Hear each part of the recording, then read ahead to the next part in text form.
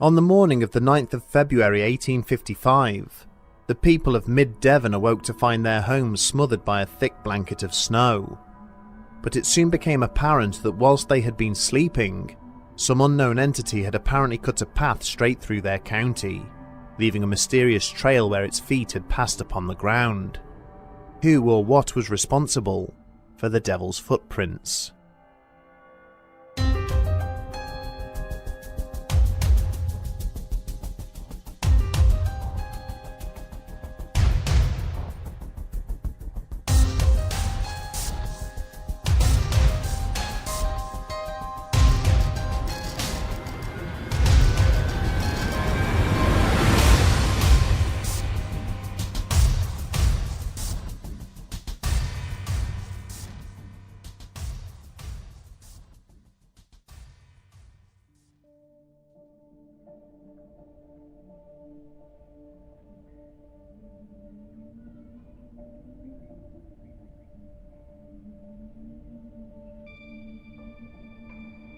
Before his children had retired to bed the previous evening, John Loosemore had allowed them to look out of the window at the snow falling outside. An easterly wind had been depositing thick flurries of snowflakes onto his land and the surrounding properties for several hours, and as he bade his excitable daughters good night, he promised he would find time to build them a snowman before he left for his shift the following morning. When he awoke several hours later, Loosemore hurriedly dressed before confirming that both girls were still fast asleep in their beds.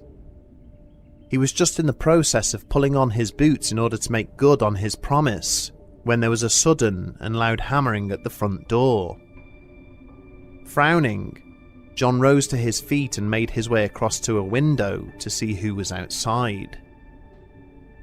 The unexpected visitor to the Loosemore household that morning turned out to be the son of a local farmer, who had been hurriedly dispatched by his mother with orders to fetch the local constable. Inviting the youth inside, John had cautiously listened to the boy's tale before changing into his tunic and reaching for his stovepipe hat. As a result of what he had been told, Constable Loosemore took the liberty of locating a small lead cosh from one of the downstairs cabinets, which he would occasionally use to supplement the official wooden truncheon he had been issued with. He also ordered the boy to build a snowman for the girls outside the front door, ensuring that his fatherly responsibilities were fulfilled, alongside those of the wider community. Loosemore was some distance away from the town centre when he had heard the sounds of men shouting. Increasing his pace, the officer hurried down the lane in the direction of the disturbance. Minutes later, he was at the town square to find a small posse of agitated locals assembled there. As he surveyed the various weapons and tools each were brandishing, John found his hand dropping to the cosh in his pocket before he inquired what was transpiring. With some persuasion, the throng parted, eventually revealing the cause of their consternation. There, pressed deep into the snowfall, was a trail of footprints running from one end of the village right through to the other.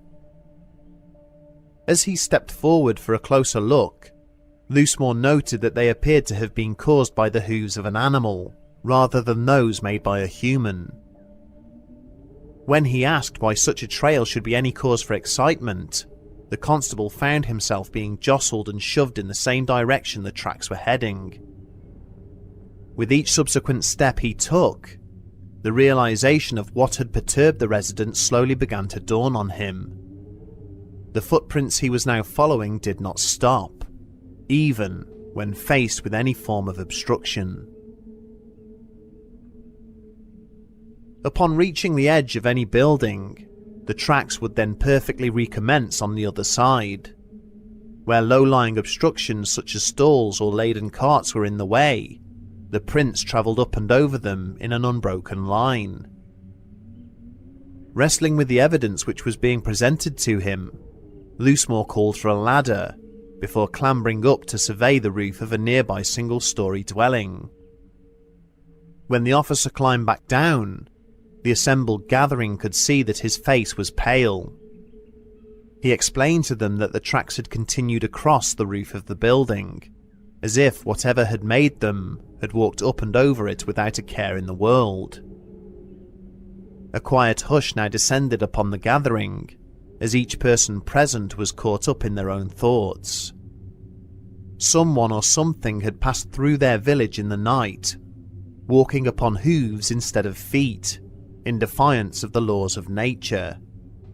And if the rumours were to be believed, this might not be the first time such a visit had taken place.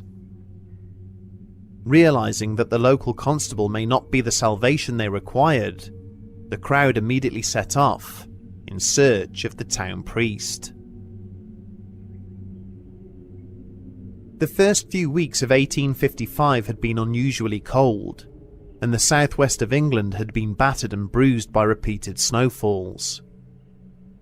In the county of Devon, the Exe and Tyne rivers had both frozen over at times, failing to thaw and becoming covered with each successive storm. Hapless residents were almost prisoners in their own homes, with the local roads and pathways rendered completely inaccessible.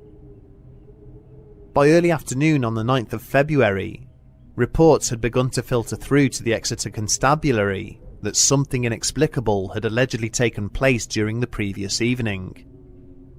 As the day had slowly progressed, a steady stream of riders had arrived from various hamlets and villages dotted along the county's southern coastal path, all wanting to inform the police about a mysterious trail that had been found trodden into the freshly fallen snow.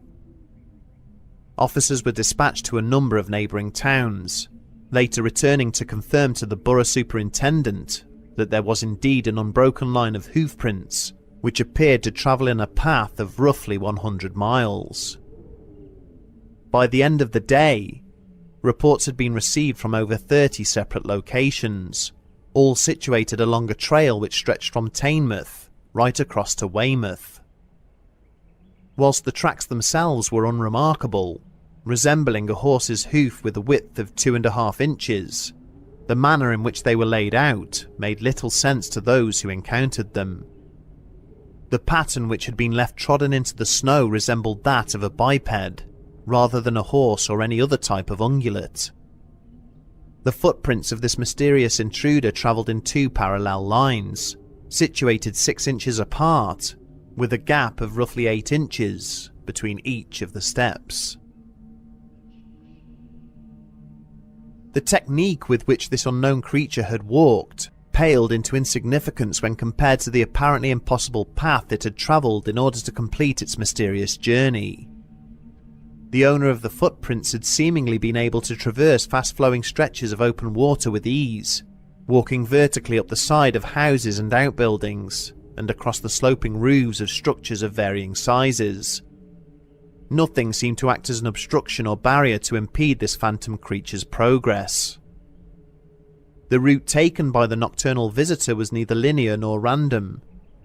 In some places, it had travelled up and across man-made structures without a care. In others, there were signs it had deliberately deviated from its path to approach windows or doorways, before then resuming its travel. The investigating officers were also baffled to find no signs of any damage having been caused, or property interfered with at any of the locations they had visited. Whilst bewildering in nature, it appeared that no obvious crime had been committed.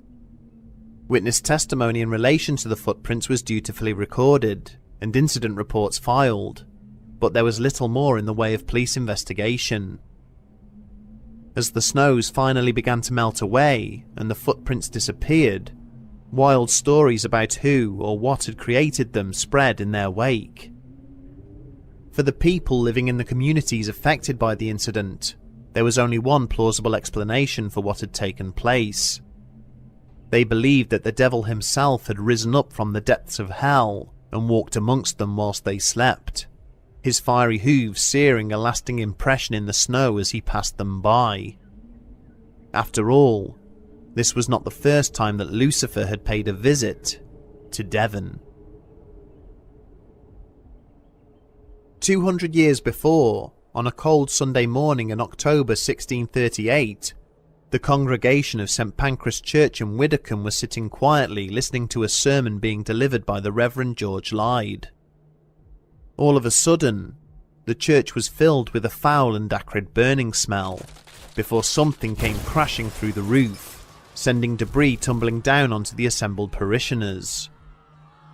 As the terrified onlookers watched on in horror, a mysterious ball of blinding light suddenly started to hurtle around amongst the throng.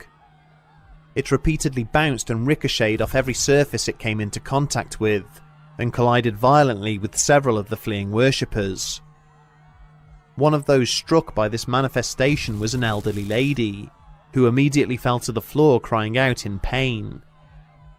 Those who tended to the woman's injuries as she lay dying would later swear that her clothes had remained perfectly undamaged, despite the catastrophic burns caused to her skin. 2 men also sustained fatal injuries when they were thrown to the ground after the object struck them. Moments later, the large wooden doors to the church crashed open, and the glowing orb vanished.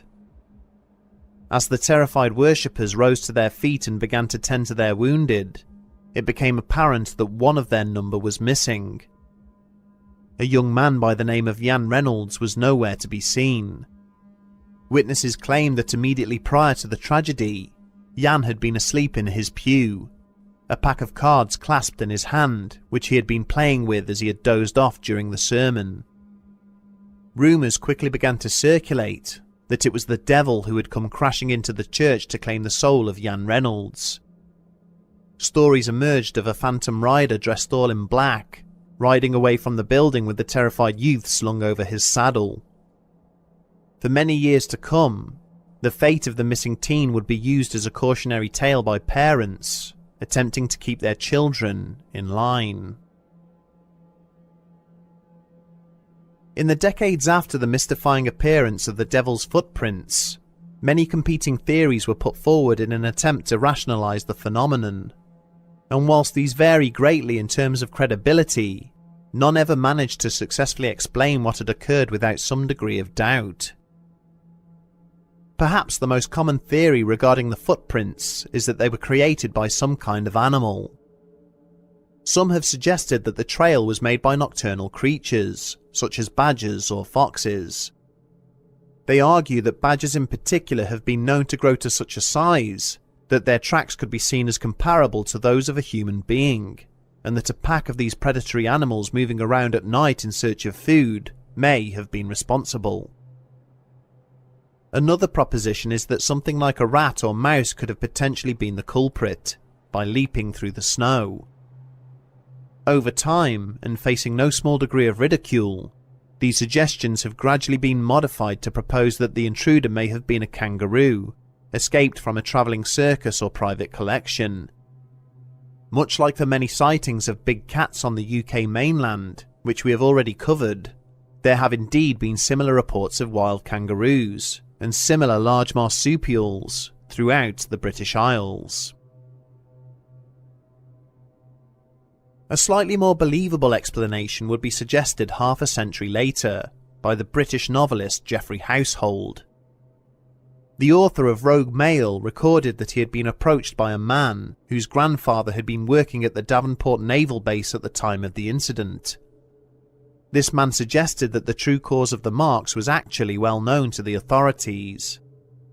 The informant claimed that on the evening of the incident, the strong winds that accompanied the snowfall had managed to pull an experimental military balloon free of its moorings at the base.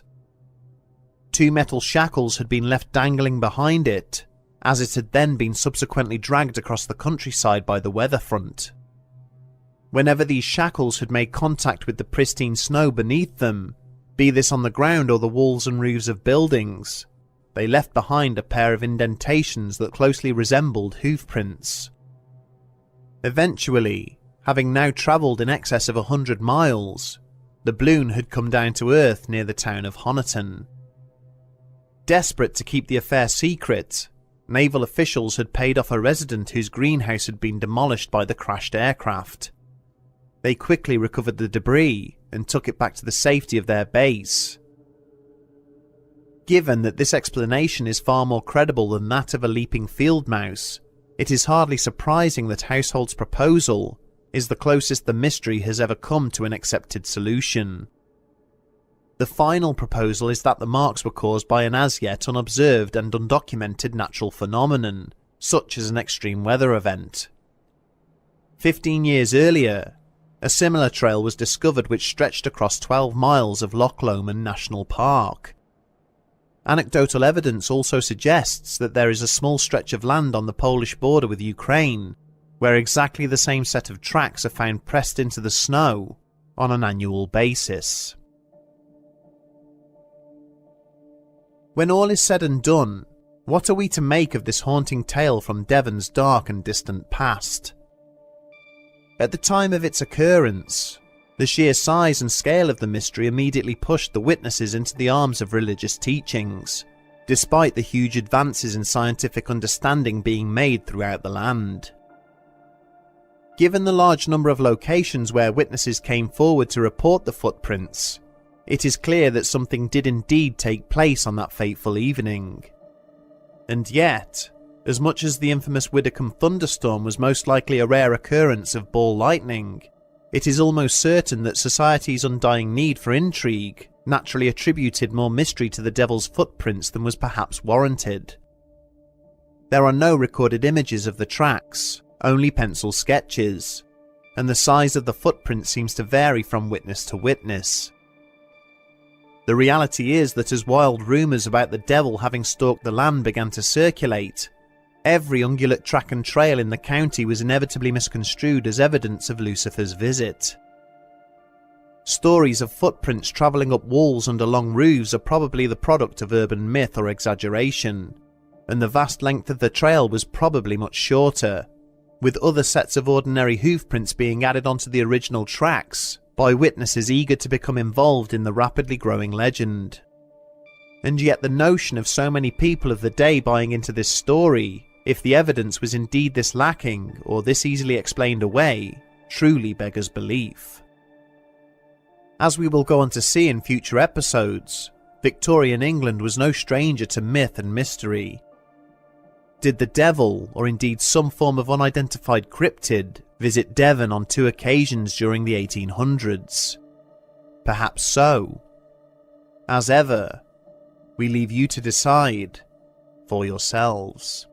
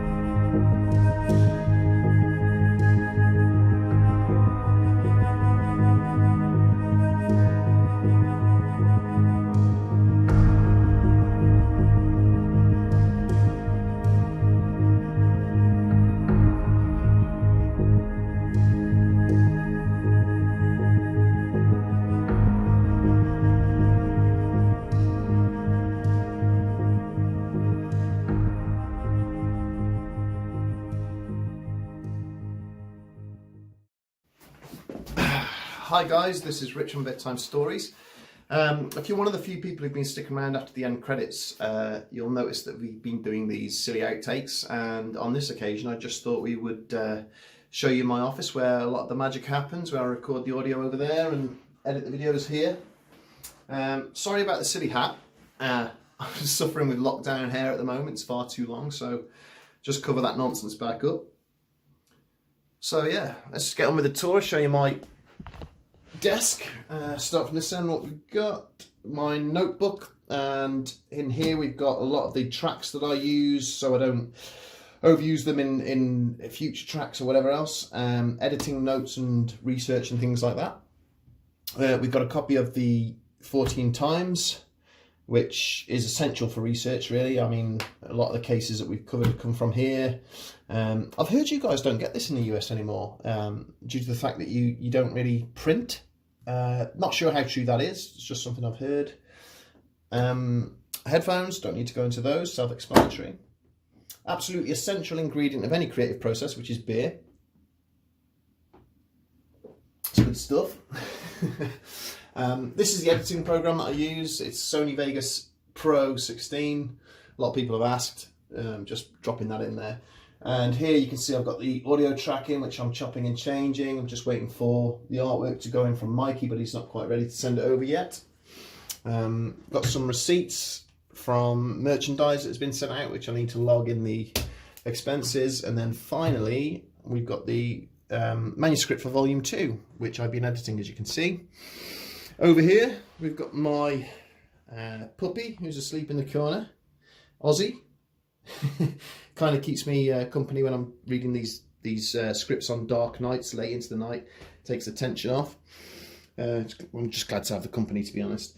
And then here we've got the tablet that I read from, the stand that that tablet sits on. A lot of people asked what that funny sound was in the last outtake, and it was basically this. I stepped on this wire, this thing fell forward, the tablet fell off, and that's why I used the expletive that I did. Here we've got my microphone, condenser mic with a pop guard. That comes out on this extendable arm.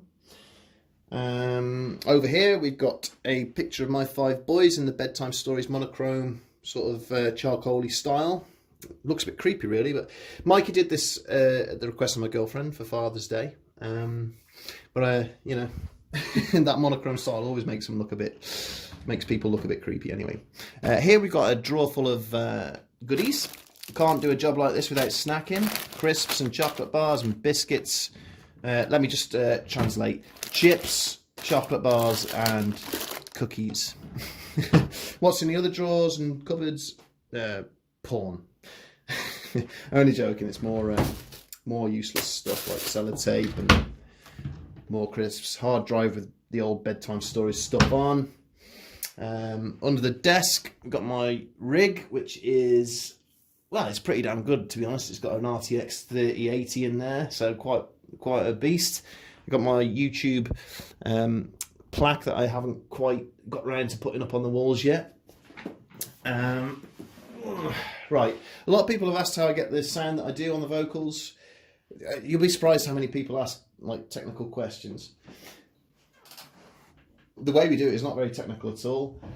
This is a set of panels which opens out like so, and I basically move that over to here, to this bay window, and I put it around the edge of this bay window like this, which creates like a sound booth. And then at the top we've got this blanket which I roll down over the top, and that insulates the sound even more, and we get this kind of warm sort of vocal. So that, boys and girls, is my office. Hope you enjoyed this little insight into the Bedtime Stories universe and how we roll. And yeah, we'll see you in the next episode.